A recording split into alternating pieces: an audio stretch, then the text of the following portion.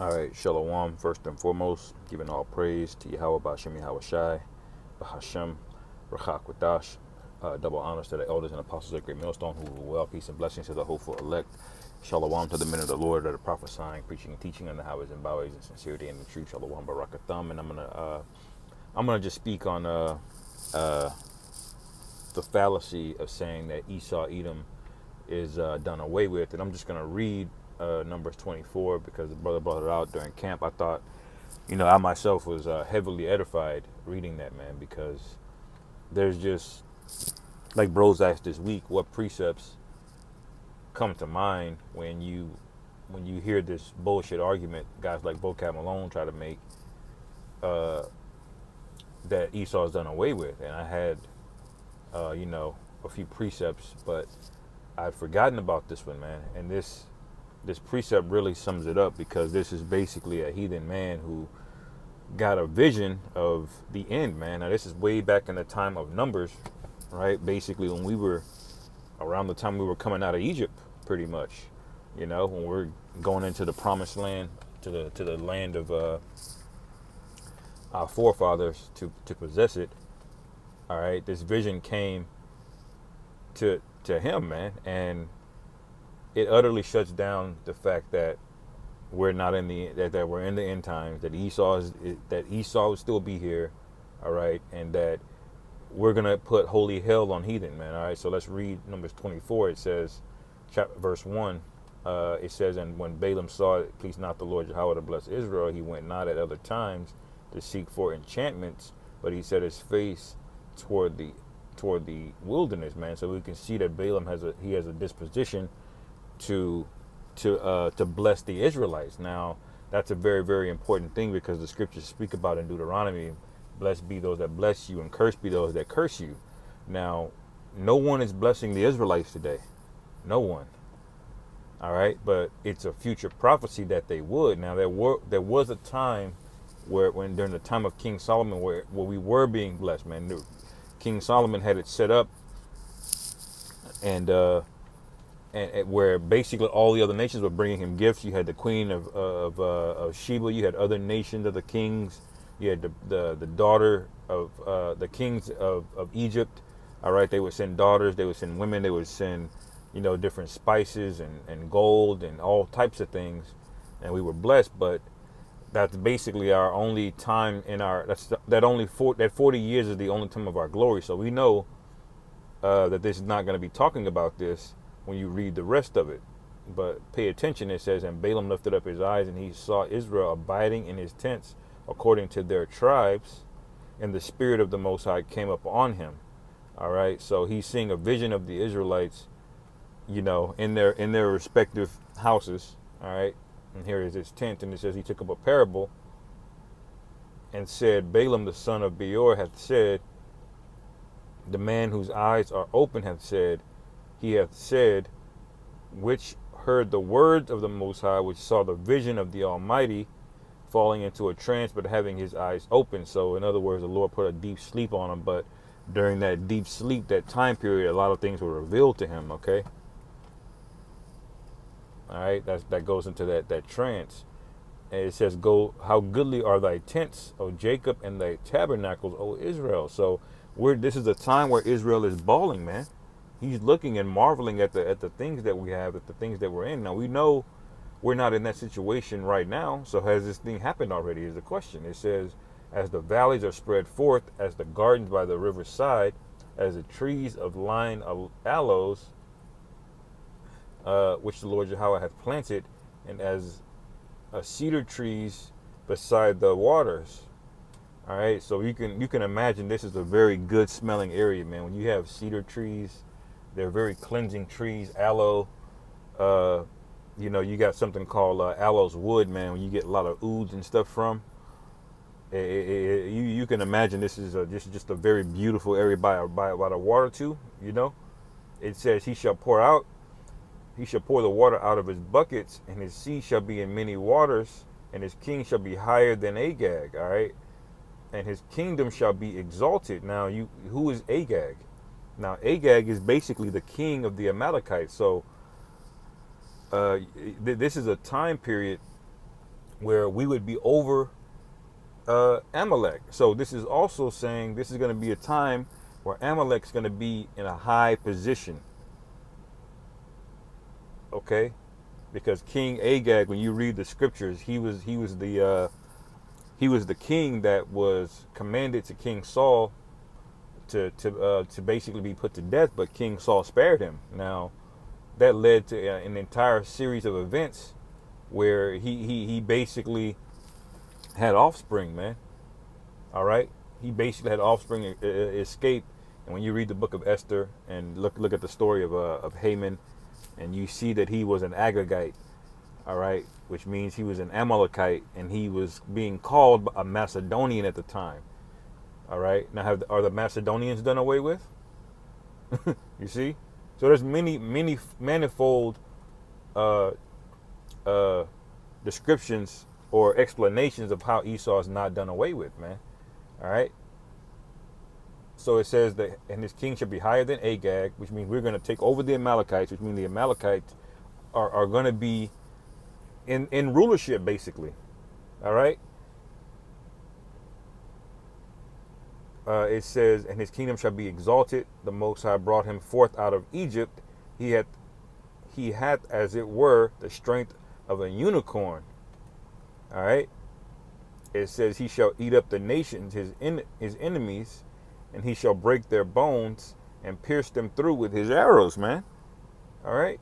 Now you think of a unicorn. First, one thing I think about, because the animal there, it's speculative of what the animal is, but I think of a rhinoceros or just something just big, just breaking through, man. Can you stop a rhino, man, from from getting out of a gate, man? When that thing is riled up, it's gonna burst out of there, man. All right. It says it has the strength of a unicorn. He shall eat up the nations, his enemies, and shall break their bones and pierce them through with his arrows. So what does that mean? This is gonna be a time period where all the nations are gonna get fucked up. Not only are they gonna get fucked up, they're gonna be crippled. They're gonna get plagues. We prophesy about this all the time. And those arrows are going to be shot. What are those arrows, man? Those are thermonuclear missiles, man, which is being prophesied about. The Lord gave this vision to a heathen, man, who had the wherewithal to see that I need to bless the Israelites so I can be blessed. All right, and that's a foreshadowing of how the nations are going to see us, man. When we get in the kingdom, when we get 300, 400, 500 years into the kingdom, man, these nations are going to be begging to give us things, man. They're going to be wanting to give us their daughters. They're going to be wanting to give us their precious metals, their goods. They're going to want to work and just be around us. Okay? That's the foreshadowing. It says he lay down as a lion, and as a great lion, who shall stir him up?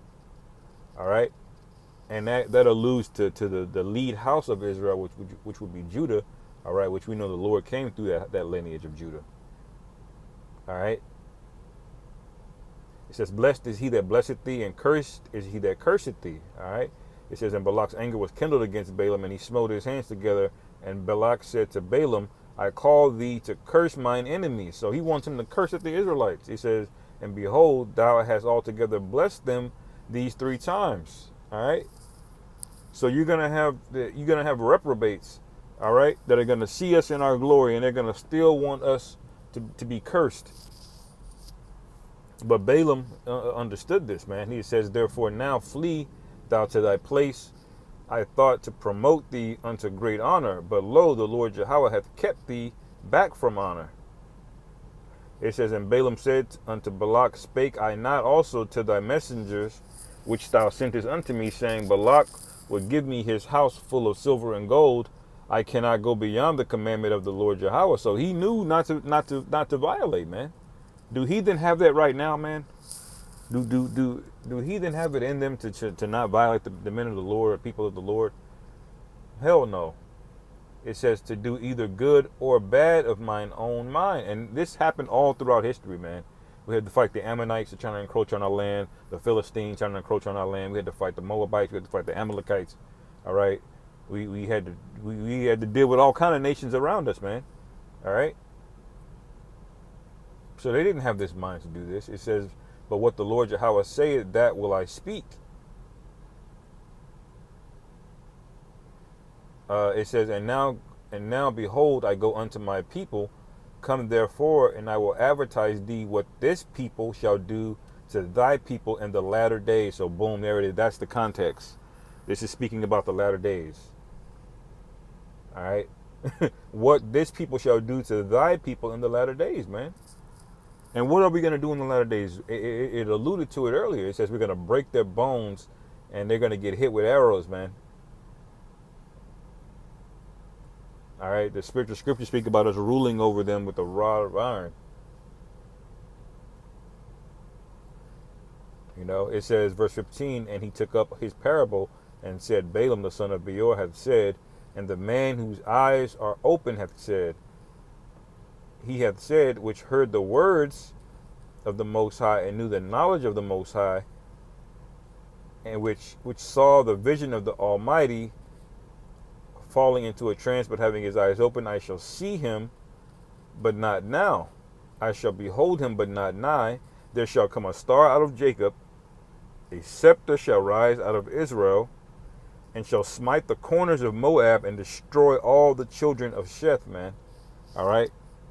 So that means we're going to go into Moab's land, man. You know, that land isn't going to be hit with nukes, but we're going to fuck all that shit up. All those cities are going to be that's really good land. A lot of precious minerals and resources are in China and Africa, man. Those are probably some of the most mineral rich areas on the planet that we know of right now. All right. And it says we're going to destroy all the children of Sheth. Now, who are all the children of Sheth? That's all the heathen. The Lord didn't excuse Esau out of this, okay? So all the heathen have to pay. Because Sheth, everyone descends from Sheth because he's the son of Adam. All right? And who's the offspring of Sheth? Noah. Now we know the Lord flooded the whole earth during the time of Noah, and you only had Ham, Shem, and Japheth, so everybody descends from them. But there's a lineage, all right, a chosen lineage that the Most High is dealing with that would get the birthright, that would inherit what the Most High had for us, man. All right. But here's the main thing. It says the main point here, verse 18, and Edom shall be a possession. Seir also shall be a possession for his enemies, and Israel shall do valiantly, man. Valiantly. Salakia, pronouncing that word. So what does that tell you, man, if this is what's going to happen in the latter days? That Esau is basically here, man.